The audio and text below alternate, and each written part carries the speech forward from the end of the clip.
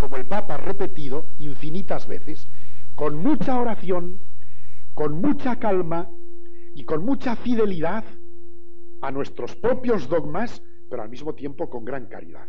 Fue notable también la intervención en el sínodo, a propósito de todos estos temas, del obispo de Ginebra, que se levantó en el sínodo y dijo: llevo 40 años de obispo en Ginebra, ocupándome de cuestiones de ecumenismo mucho antes que el concilio las hubiera planteado. Y tengo que decir aquí que los propios protestantes calvinistas con quienes trato en Suiza han venido a mi palacio episcopal a lamentarse de la ligereza con que algunos católicos hablan hoy de sus propios dogmas. No pueden ellos considerar vía propicia para la unión la que algunos católicos, con el pretexto de acelerar las etapas unitivas, van formando así, a base de negaciones u ocultaciones de nuestros dogmas. El amor a la Virgen, por ejemplo, la Eucaristía. El que pueda haber grupos católicos, incluso sacerdotes o religiosos, que no cuiden bien de estos aspectos, con el pretexto de allanar los caminos. ¡Qué error más trágico!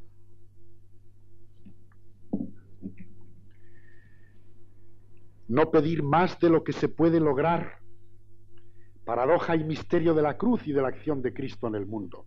Otro aspecto, otro criterio muy importante hoy.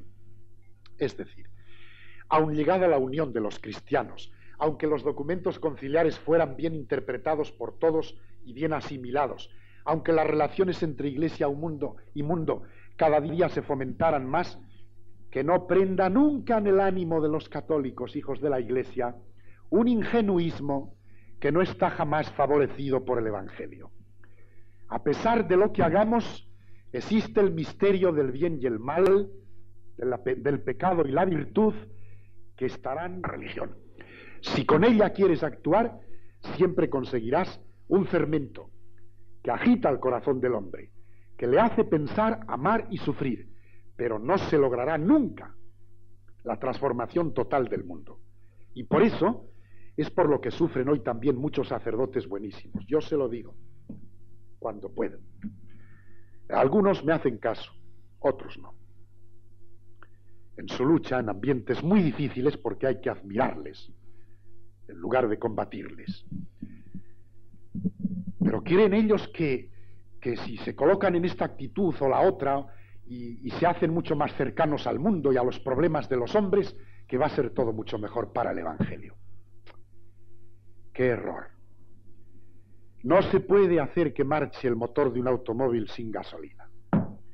Y el motor de la vida cristiana en la sociedad, si se extinguen las bases fuertes de la fe alimentada por el contacto con Dios y la contemplación de Dios, la oración, la esperanza cristiana, los sacramentos, se nos difumina todo y queda después algo coloreado, bañado de un tinte cristiano, más o menos, de una civilización que contiene vestigios de sentido cristiano, pero que no tendrá una auténtica vida normativa y reguladora de las conciencias de los hombres.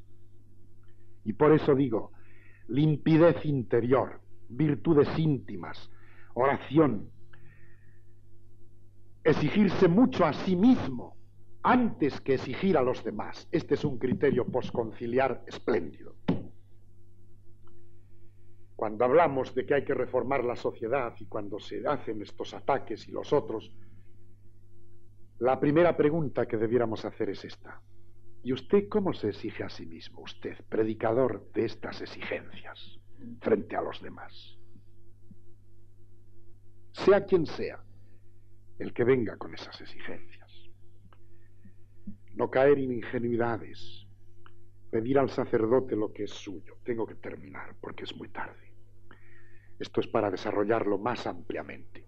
Brotan con abundancia las reflexiones en punto a señalar criterios vivos de actuación que sean claros y acertados en esta época de confusión. Pedir al sacerdote siempre lo que de él podemos esperar, pero comprenderles también en su afán, para ayudarles en las tareas tan difíciles que tienen.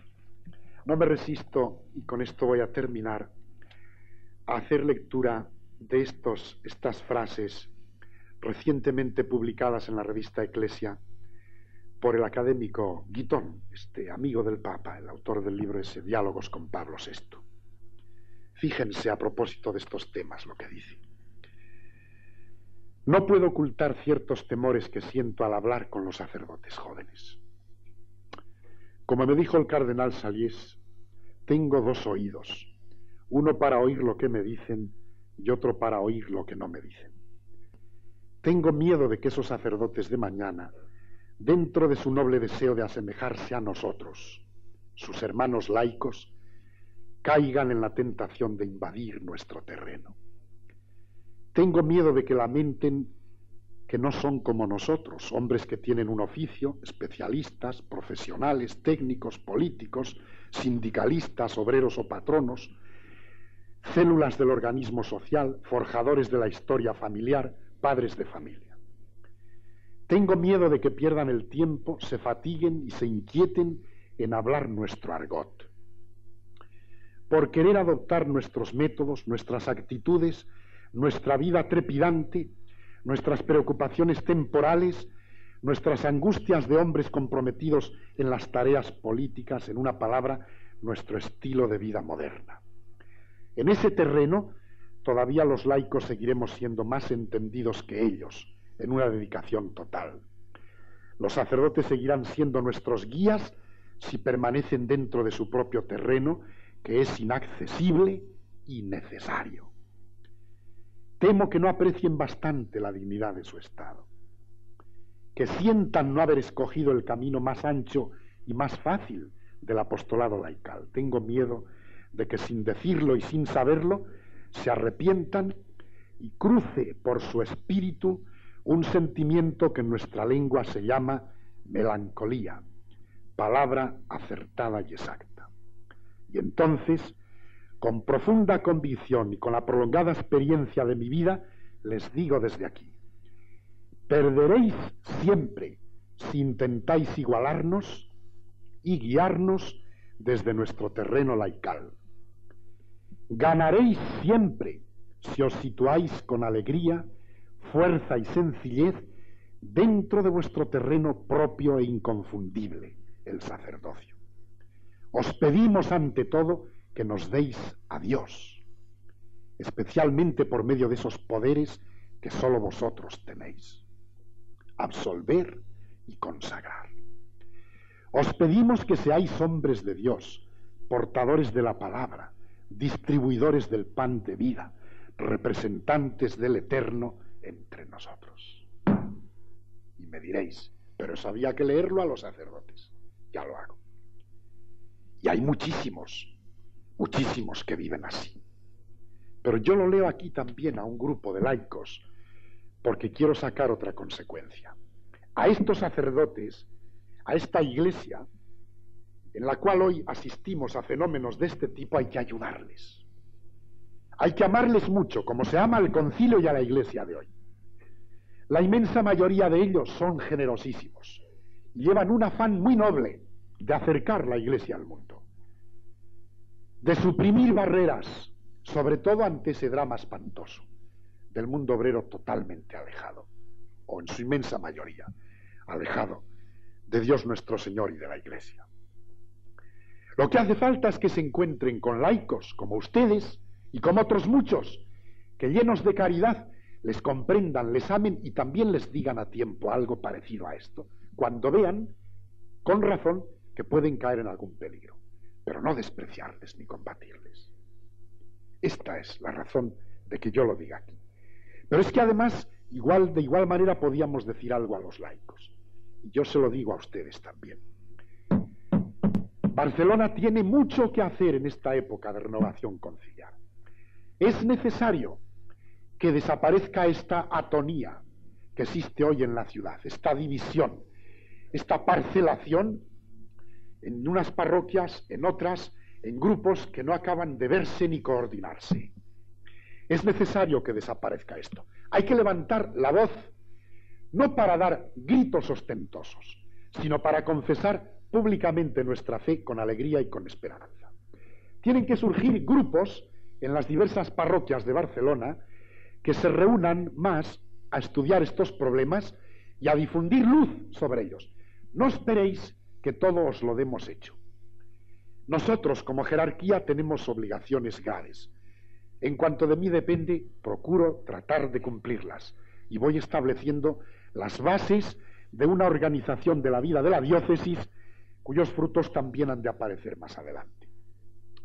Los arciprestazgos, las comisiones asesoras de pastoral, el seminario, la facultad teológica, nada de esto es perfecto, hijos, nada. Soy el primero en reconocerlo, hay muchos defectos, pero dejad que esto siga adelante. Ahora ha venido un acontecimiento nuevo y trascendental, el del nombramiento de los obispos auxiliares. Es necesario que creemos cada vez más en Barcelona equipos de eclesiásticos y de laicos serenos, con espíritu sereno y constructivo, sin miedo ninguno a examinar las reformas que haya que introducir, pero procurando hacerlas siempre con amor y con paz, como las hace el que cree en el Evangelio. Para esta tarea vosotros podréis contribuir con vuestro ejemplo y con vuestro testimonio personal. No perdáis estas tradiciones religiosas, como las que vivís dentro de esta casa. En esas notas que proceden de vuestro archivo, uno puede ver el cariño y esmero con que vuestros antepasados se preocuparon de que apareciera la imagen de la Virgen de los Ángeles presidiendo vuestra sala de reuniones. Otras fiestas religiosas celebradas en diversas ocasiones, y una tradición de culto a la Virgen mantenida siempre con exquisito fervor mariano. No ha sido obstáculo esta tradición religiosa de esta casa para el progreso técnico y profesional del Colegio del Arte Mayor de la Seda de Barcelona. No ha sido obstáculo eso para que pudierais intervenir con competencia y autoridad en Zúrich o en otros sitios a donde habéis asistido a reuniones internacionales como representantes de este mundo del trabajo de la seda. No ha sido obstáculo en ningún momento la fe religiosa mantenida en vuestros hogares y en este gremio al que dais vida vosotros con esta actuación en el orden técnico en que os movéis. Continuad así, dando este ejemplo, manteniendo tradiciones religiosas limpias y nobles. Cuando vino hace 3 años el cardenal Deffner a Madrid, Deffner, uno de los que más suenan hoy en la Iglesia, el cardenal de Múnich, habló un poco sobre lo que él observaba y conocía de la vida española. Y una de las frases en que más insistió fue esta: no pierdan sus tradiciones religiosas. En Alemania las hemos perdido, en gran parte. Y lo que tenemos que hacer hoy es llorar esa pérdida. Tradiciones como estas, o como la misa de mañana, y la renovación de la fe, de la gracia de Dios en el alma, acercándose a los sacramentos. Y de ahí tiene que ir brotando todo el otro afán de una mayor justicia social, de una mayor cooperación al orden de la nivelación de clases en la vida, al progreso del país, en todos los aspectos, pero que se mantenga muy viva la llama de la fe. Será necesario pensar cosas concretas, y yo, con frecuencia, pues me dedico algunos ratos que puedo a planear algo. Algún día quizá os llamaré, y a otros hombres de la ciudad y mujeres, para tratar de concretar de alguna manera un plan de acción que abarque a la ciudad entera con este propósito, el de restaurar la confianza en la Iglesia de Dios y el de vivir con alegría y con paz los problemas que tenemos que vivir siempre, procurando estas reformas de la Iglesia llenos de amor. Habrá que hacer algo, no sé exactamente qué, pero no podemos permanecer cruzados de brazos para seguir lamentándonos que somos víctimas del confusionismo. Este confusionismo tiene que desaparecer. Los sacerdotes, los religiosos, en los colegios, las religiosas, los laicos en las parroquias, con reuniones de trabajo en que vayamos conjuntando nuestros criterios, tenemos que proponernos de aquí a poco tiempo lograr una nueva etapa en la vida de la Iglesia de Barcelona, en que seguirá existiendo el mal, la desgracia, el dolor, el pecado, tanta y tanta miseria humana de todo orden como acompaña siempre al hombre, pero en que volverá a renacer un clima espiritual y religioso que ha existido siempre en grandes sectores de la ciudad de Barcelona y ha permitido realizar espléndidas tareas al servicio de la causa de Dios. Yo, cuando tenga esto más pensado y más concretado, con equipos capaces que puedan unir sus esfuerzos en zonas diversas de la ciudad, de nuevo os llamaré, y a otros muchos, para pediros vuestra ayuda y vuestra colaboración. Y estoy seguro de que, de la misma manera que la habéis prestado siempre, con este generoso espíritu cristiano, también seguiráis prestándola por amor a la Iglesia de Dios, a Barcelona y a vuestro Colegio del Arte Mayor de la Seda.